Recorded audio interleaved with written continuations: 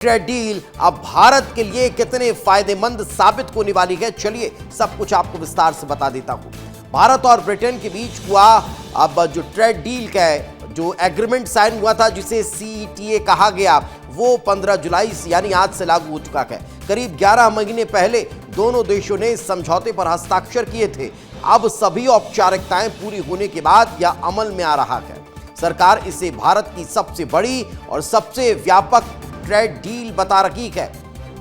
इसका मकसद भारतीय कंपनियों को ब्रिटेन जैसे बड़े विकसित बाजार तक आसान पहुंच देना, निर्यात बढ़ाना और दोनों देशों के बीच कारोबार को नई रफ्तार देना है। इस समझौते के लागू होते ही भारत से ब्रिटेन भेजे जाने वाले करीब 99% सामान पर इंपोर्ट ड्यूटी खत्म हो जाएगी, यानी भारतीय कंपनियां अपना सामान पहले के मुकाबले कम कीमत पर बेच सकेंगी और ब्रिटेन के बाजार में उनकी प्रतिस्पर्धा बढ़ती हुई नजर आने वाली है।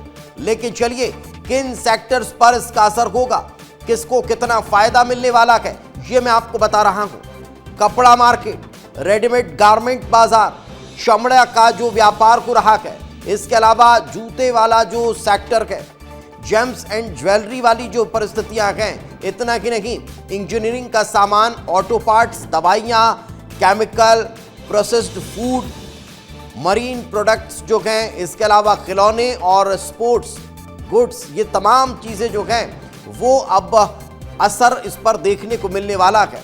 कई चीज़ें बहुत सस्ती हो रही हैं, इंपॉर्टेंट कार सस्ती हो जाएंगी, स्कॉच सस्ती हो जाएगी। इसके अलावा भी बहुत बड़ा सेक्टर है जिसमें सीधा लाभ अब भारत के लोगों को होने वाला है।